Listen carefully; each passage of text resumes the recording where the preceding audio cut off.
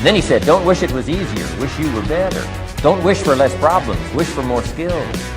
I can't catch a break, guys. Yeah. Get them the fuck away from me. I can't be around those guys. People think, oh, well, cleaning your room, that's just a cliche. It's like, yeah, really, eh? Just go ahead and try it. If people had any idea how powerful sleep is for healing from anything, and the fact that it's free. My mind is absolutely bulletproof, solid as a rock. Podcast.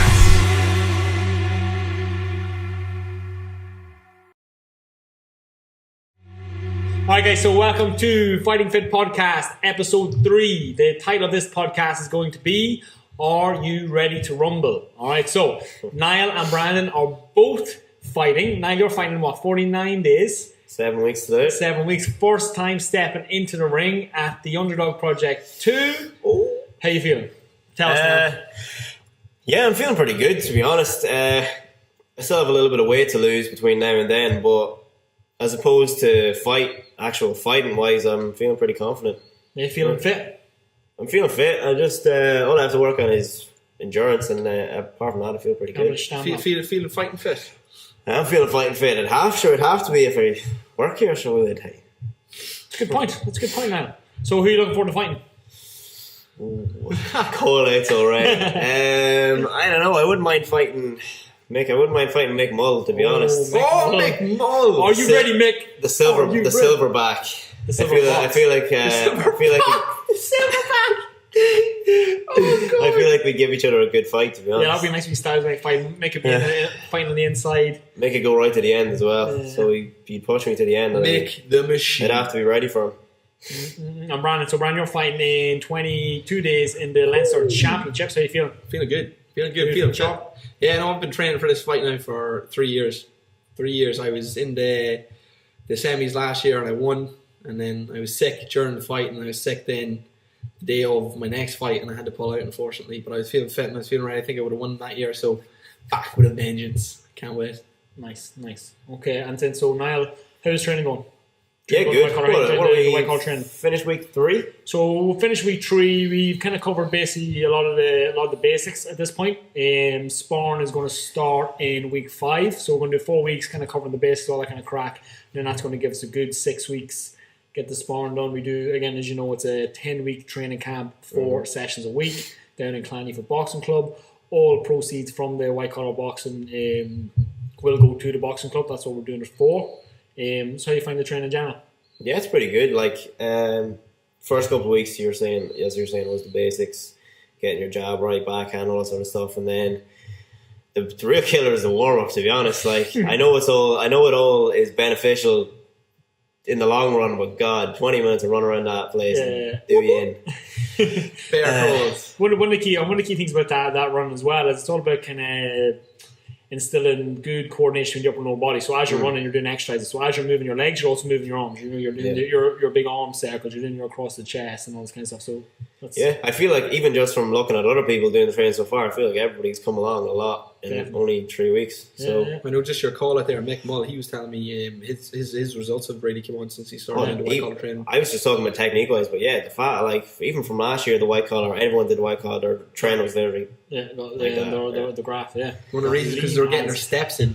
Yeah, because they're getting a lot of movement in front running, but increasing the cardio. Extra cardio session makes a big difference. You want to drop fat quickly, add an extra cardio session in. You know, easy peasy. Yeah, when Brand, so you're training. So you're fighting at 64 kg. 64, yeah. Yeah, we're going. Where are we sitting right now?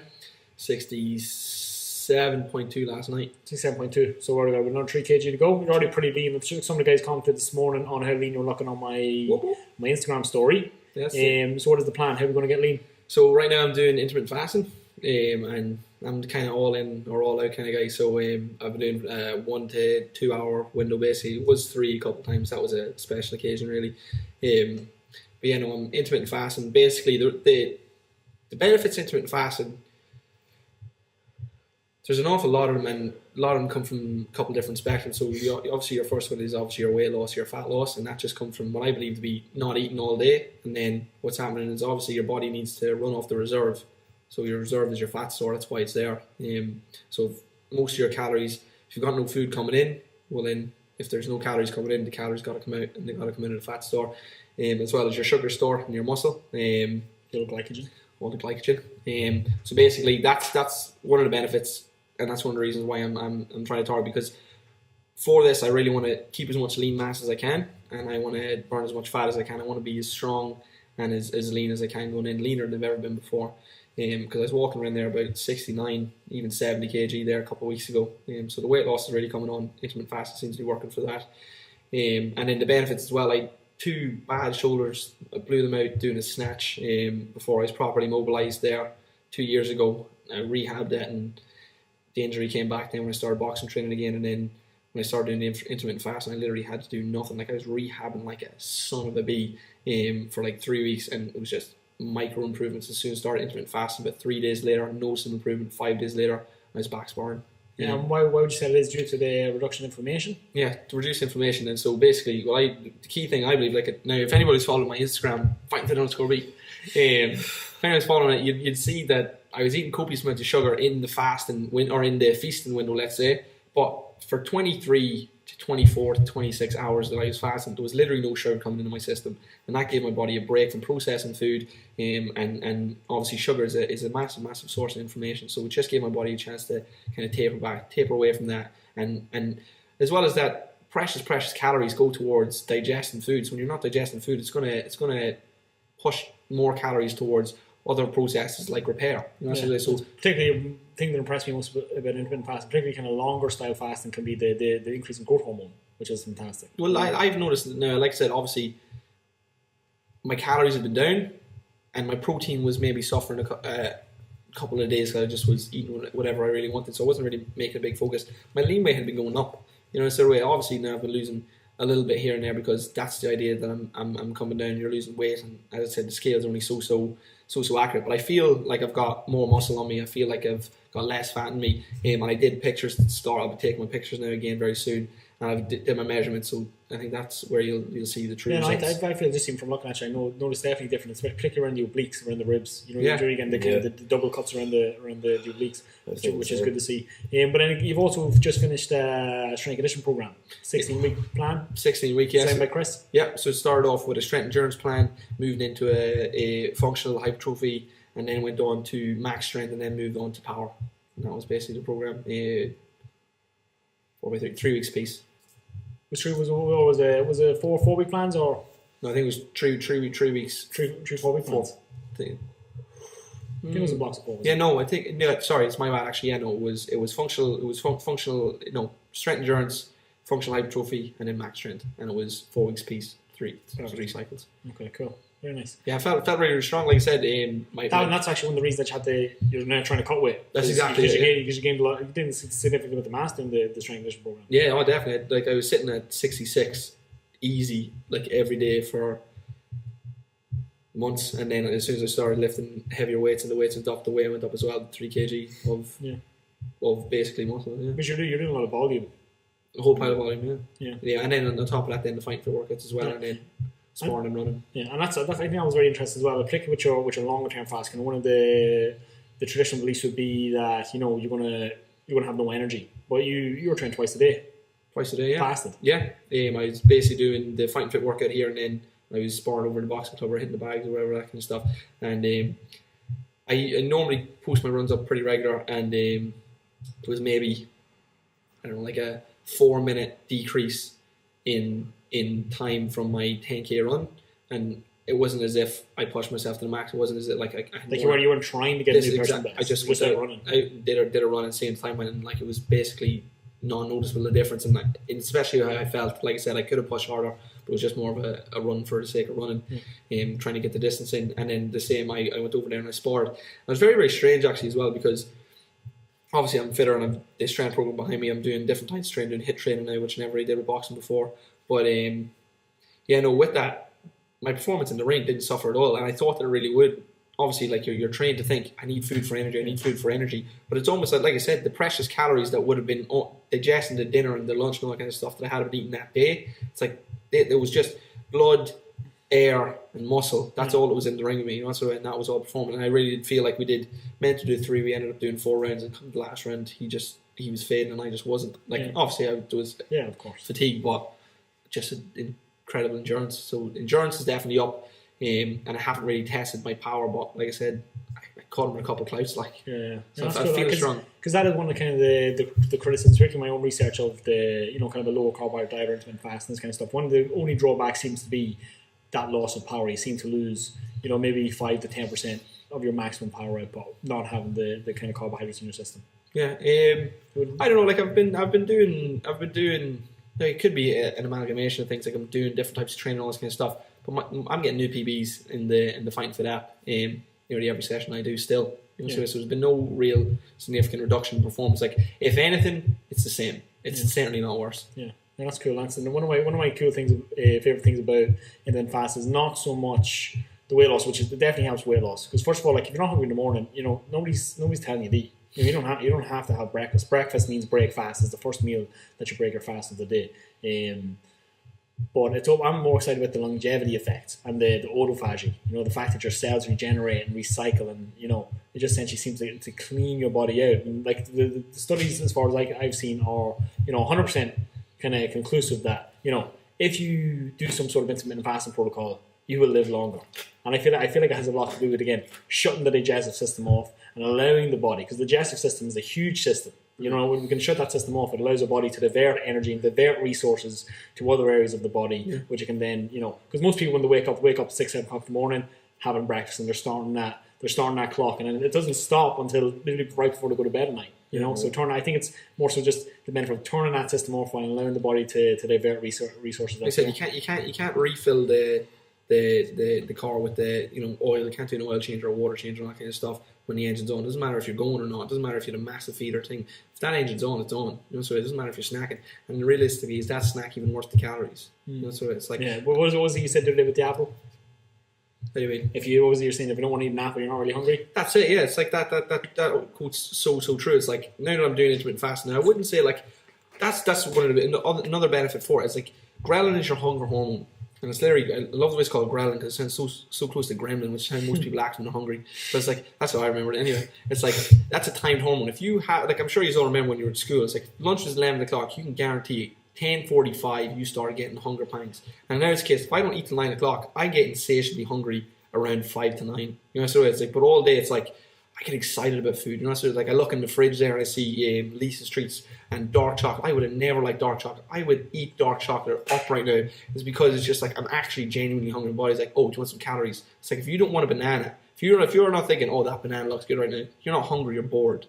So it's like right now, it's like I remember going home and I would love a kiwi. Oh my god, like dude, juice the kiwi right now. And that's because I was genuinely hungry. Yeah, that's cool. And so, just overall, obviously, this has just been kind of like an intermittent fasting experiment. Obviously, it's it's a little bit more extreme than what we would kind of recommend to your average Joe per se. Would you recommend intermittent fasting to people? Do you think there could be benefits there for people? Like I said, the big thing for me, guys, like obviously the way, like I have been eating a crazy amount of food and I'm still losing weight. And the guy Blake 201, I mean, one of his coaches, my favorites, like in that meal, this is why I'm doing it. It's like in that hour to 2 hour meal, I can eat whatever I want, and it's still not enough to maintain my calories. So like it's still not enough. So I can still lose weight and eat whatever I want. The other side of it is now, which is where I'm really going to get into. I've kind of started switching on. I'm going to eat more whole foods now, more nutrient dense food for the energy. It's like this is how I've been feeling eating shit. So and there's still benefits, but the big thing for me has been the shoulder. Yeah, like that reduction of inflammation is worth it. Without anything else, I probably will never go past, unless it's a rare special occasion, an 8 hour window. Never again, because honestly, it's like you're not caught up in this constant cycle of I need to eat. You get a break from that constant cycle. You can literally just go, oh, I'm going to go up now. I'm going to do whatever I'm going to do, and you know that feast is coming later, and it's actually exciting. You actually start enjoying your food rather than actually being the thing where I'm just eating again. I'm eating for the sake of eating. It's like, oh, I'm looking forward to it. I can't wait. And I generally get so excited about food now. I think it's very important as well. Just you touched on it, but intermittent fasting, that you do still combine the calorie model with it in there too, because obviously energy balance is still important. This is it. But the thing is, like, I don't really agree with like a calorie is a calorie. It's like because like if you eat 100 calories of Snickers and 100 calories of broccoli, like I said, it's like there's more things to consider. It's like, are you getting vitamins from the Snickers? It's like maybe not. It's like, so would you be better off spending them calories on broccoli and then what does 100 calories of broccoli look like in terms of volume versus what does 100 calories of Snickers look like? True. The satiation rate is going to be a lot higher with broccoli. And a lot as well, it comes down to the thermic effect of food. The thermic effect of food being, the amount of calories or energy, for the want of a better word, how much energy your body uses digesting that food. For example, let's say protein. When you eat, say, 100 grams worth of protein, or 100 calories worth of protein, your body's going to use about 30% of them calories just digesting the food due to the thermic effect of food. So I would assume, eating 100 calories worth of broccoli versus eating 100 calories of a Snickers bar, there's a hugely different thermic effect of food there. And then plus it's nearly just, and I think this is basically the main thing. It's like if you get into that constant sugar cycle, it's like a smoker. It's like when you smoke, it's like you feel great for 30, 40 seconds after it, and then you get, or maybe I don't know how long it lasts, and then what happens is you come down and you crash. It's like, but then after the fact, then it's like you want another one. And it's like that with a Snickers. You have a Snickers. Sorry, Snickers. I'm not dissing on you. I love Snickers, but it's like I love Snickers ice cream. Favorite ice cream ever. Ben and Jerry's. Anyway, if you eat that sugar, you feel great, and then you have to come down because obviously after every high there's a drop off, and that drop off is where you're going to get into the cycle. So it's I want it, I had it, and now I need more because I'm nearly sub where I was. Yeah. So I think it just comes down to kind of what kind of person are you? If the kind of if you could skip breakfast and lunch and then kind of eat whatever you wanted for dinner, how does that sound to you? If that sounds appealing to you, I'd say give it a go. But if you're the kind of person that no, I couldn't go 2-3 hours without a meal, it's probably not for you. Yeah. Or my philosophy as a coach, when I started coaching people, obviously you kind of have your own personal preferences and stuff, and then as you start to coach people, you realize they're actually just my personal preferences. It doesn't mean it's going to work necessarily for everybody. So my thing now as a coach is, there's certain principles that we must abide by, but then I'm like, empower you to do what you like. You know what I mean? The best diet is the one that you can stick to. Exactly. Yeah. The one that you can stick to, but the one that you enjoy and the one that you can follow long term. So moving on from that, so you're feeling good, feeling confident, ready to go. You feel like you're going to take home the title? I'm going to take home that title. I'm going to take home the Irish title. I'm putting it out there, guys. I am going to win. Nothing's going to stop me this year. I literally can't wait. I will die in that ring. Good man. Well, I believe you will. Just to be plugged, I won it in 2014, so if Brandon doesn't win it, I'm better than him. Brandon won already. Also, guys, check out if you go scroll for a wee while. Steven's page. Actually, must upload it again. Steven's knockout in lasers, absolutely savage. That was actually my last fight. Unbelievable. No, I think you had another fight after that. Oh no, I did. But my last fight was the final at Leinster. Yeah. I've knocked you out in the semis. I knocked you out in the quarters, and then whoever was supposed to find the semi-finals didn't show up. Yes. I ended up finding the final. It's pretty hilarious.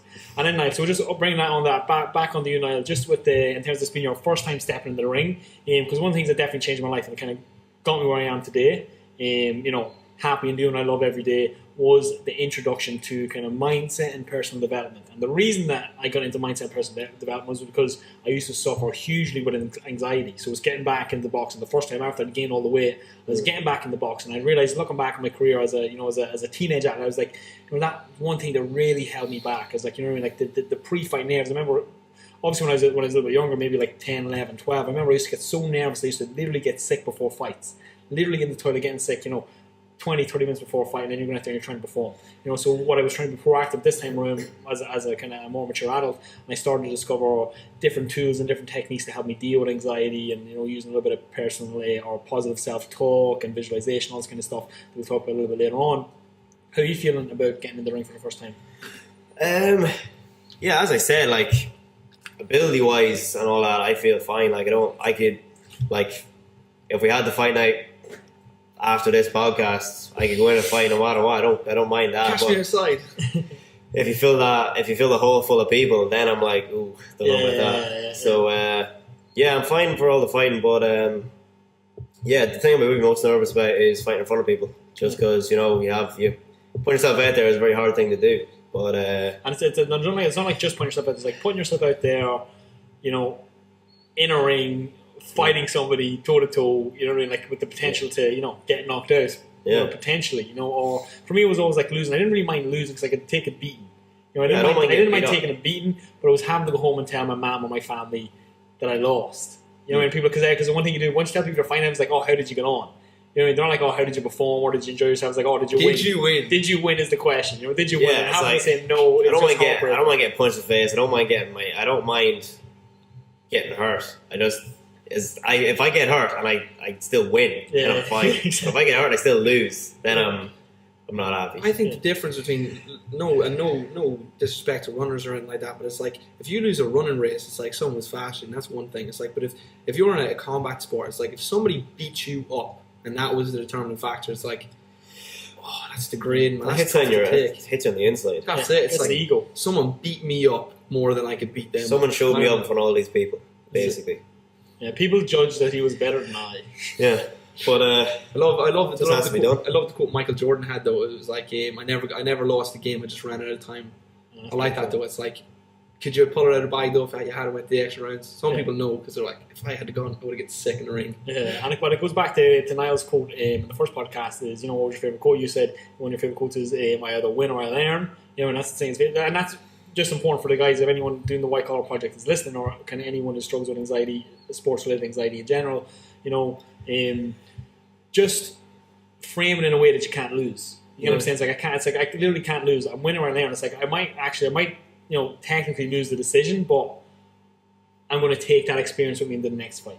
You know what I mean? And as long as you're taking that learning, which I think you're good to go. Sure. The first time I ever got in the ring in proper sport, I got absolutely shown up, and I honestly went home and I literally wanted to cry. That's how degraded I felt. Like I was like, because there was like we were in the ring and the other people that were about were just standing watching, obviously, and like I could just every punch in the face, I was like, these people are looking at me getting punched around this ring, and it literally made me want to cry when I went home. I'd say if you check out the minibus that we travel to all the fights in, I'd say there is a tear-soaked couch or chair at the back of that bus from everybody's lost. This is it's so emotional losing. Well, that was about a year ago now, and like I have gotten in the ring of sport since then, and it's been a lot better. Yeah, and one thing I'd say to you just there is the fact is that when you're fighting, you shouldn't be thinking about the people outside. You get what I'm saying? You want to kind of really get that tunnel vision. It's all about focusing on your circle of influence. What do I have control over? I can control what I'm doing. Where most people are worried about what is my opponent doing, and then you're immediately you're reactive instead of proactive. And then obviously you're splitting your minds in two because you're looking at your peripherals are focused on the people outside the ring rather than focusing 100% on your opponent. I remember one of my best fights that I ever had. Literally one of the best fights I ever had. I was pretty nervous beforehand, and I remember Jim literally talked me, pure convinced me the man was shit. But I remember I was looking over the pads and he was looking pretty good, and Jim just been hilarious. He was like chatting shit and just basically pure convinced me that this fellow was a clown. Jim is easily probably the best motivator in the world. Absolutely super. It's like whether he's swearing at you in the corner, come on son, or like I said before the fight, he's like, don't worry about him. Yeah, get you pumped up. This is it. Yeah, and that's so important. It's like, but you don't realize that when you're a kid. I literally remember. I'm sure Jim knew all this beforehand because I used to be like, and I used to annoy me so much. I used to be like, oh, what's he like? Don't worry about it, son. I'm like, oh, please just tell me. But he's like, no. It's like if you just focus on yourself, that's the only way to perform your best. Don't worry about him. It's like because then you're always Irish champion, and you're like, oh fuck, and just think about how good he is and how many fights he's won. Rather like focus on yourself. As we were talking about earlier on, your confidence comes from your training. That you've put in the work. It's like, I've been in the gym too. 4 days, 5 days, 6 days a week, every week for the past 1, 2, 3, 4 years or whatever the case will be. So always focus on yourself and focus on what you're doing. But it's the realization that everybody gets nervous. Everyone gets nervous. And what was the Nelson Mandela quote? See if I can find it. What was it? No, it's gone. Courage is not the absence of fear, but to triumph over it. Exactly. And so on. and so on. You're not nervous, you're excited. Yeah, but it all comes down to exactly how you're talking to yourself. On that quote, it's like everybody feels fear. That's it. Who's the courage? Feel the fear and do it anyway. That's it. You know what I'm saying? It's like if you didn't get afraid, you should literally go to the doctor because something isn't working because we have this built-in fear system that lets us know maybe it's probably a good idea to run. But it's having the courage to stand and fight then is what really differentiates people. No one's body's going to tell them don't get out of here. Yeah, exactly. Yeah, it's very, very normal. But it brings on to what Gary Husey was saying up at Wellfest that time was it's all about the story you tell yourself. It's like, are you nervous or are you excited?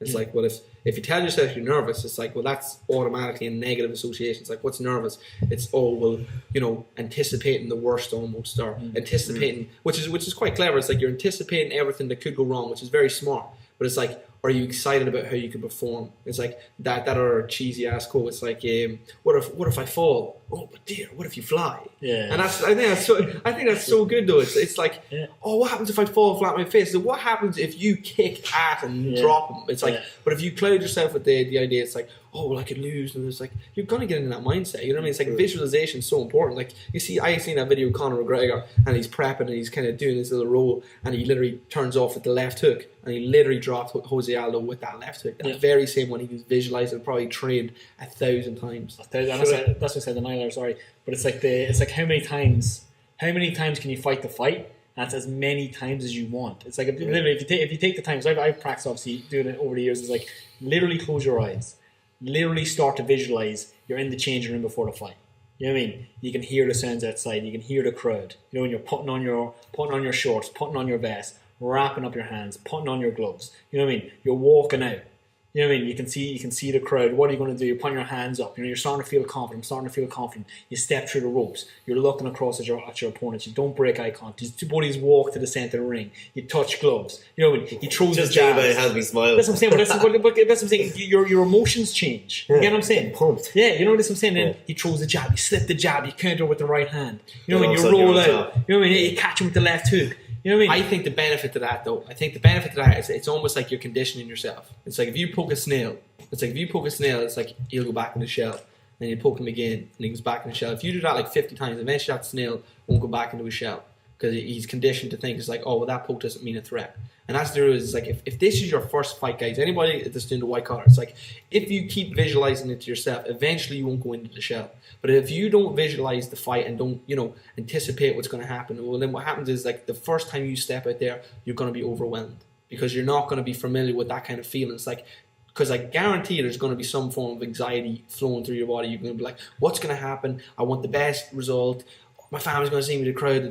That's an awful lot of stimulus to come in at one time. So it's a case like if you can condition yourself to at least deal with it, and then brings it on to your next one. It's like, how do you deal with anxiety? Is action. So it's like meditate. You know what I'm saying? That's literally it's a form of meditation. What you're doing. It's like you're taking. Well, you could do two things. You could take yourself into the moment, and then, like I said, condition yourself to be familiar with the emotions. Or what you could do is you can learn to take deep breaths and just be in that exact moment. And then instead of thinking about what could happen or what will happen or how you're going to perform, you're just present.